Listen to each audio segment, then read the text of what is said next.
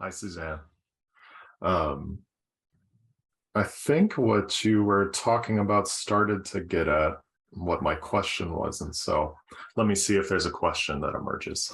Sure. Yeah, take your time. um, yeah, I just recently have just found myself curious about this, I guess what we could call the dissolution of seeking, Uh-huh. um, without fighting against seeking, you know?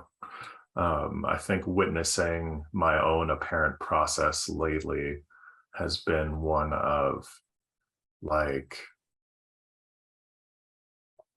just noticing that I'm not adding as much thought and concept on top of thought or on top of experience, um, which has felt nice to an extent. And it's interesting to watch thoughts dissolve into these amorphous blobs and things like that.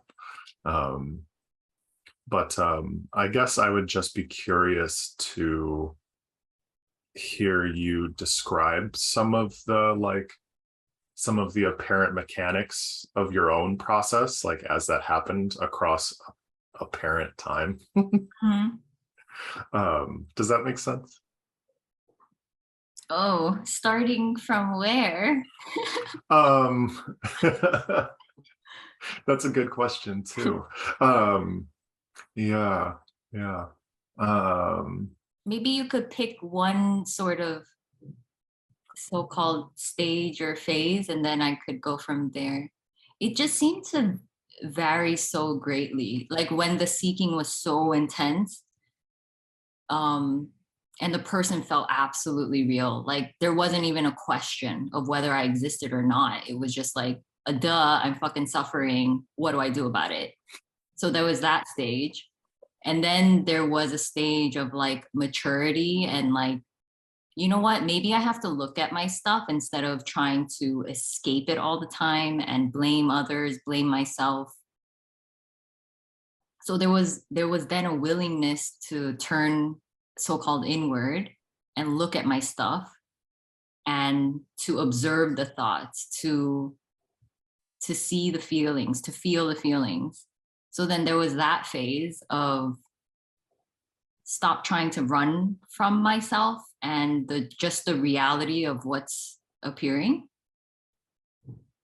And then there was um and I think that part took the longest because it was the most difficult to face my own suffering. Um and it was the most painful where I needed the most help. Like I needed God, I needed a teacher, I needed someone to tell me what to do, how to be, and things like that. I needed assistance some of the time. And then there was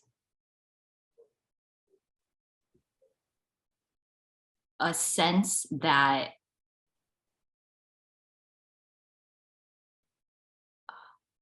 like there's nowhere else to get to. Like this was it the whole time. And um no more wanting to fix myself, realizing that I didn't need to heal myself in order to be free. I didn't need to be perfect in order to be free. That this was already freedom. And it didn't matter if I was fucked up, if I was, just it just didn't matter anymore. Because I think a lot of the seeking energy was exhausted by trying to heal myself, trying to be perfect, trying to yeah. control everything, trying to appear a certain way, have people like me, whatever it was. The seeking was like exhausted. I traveled a lot too. I tried to I tried so many different things in career, in love, in everything. And then there came a realization like, oh, maybe it's not in all of those things. Maybe this is it. Yeah. Maybe it's just simply this. Yeah. Yeah. I'm definitely more curious about those later sort of stages.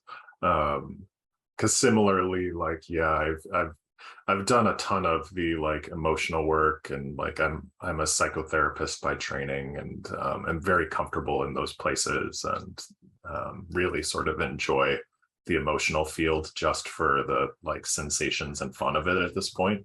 Yeah. But there's still that sort of like,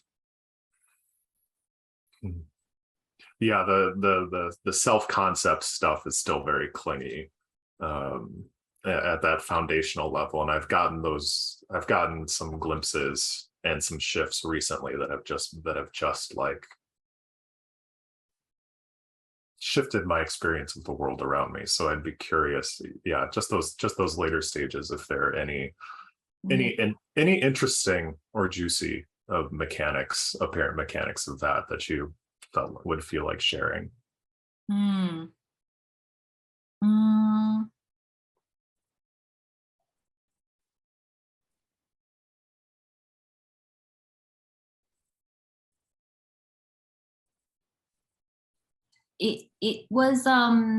it seemed like almost a chaotic time. Like there was there was kind of this natural allowance of,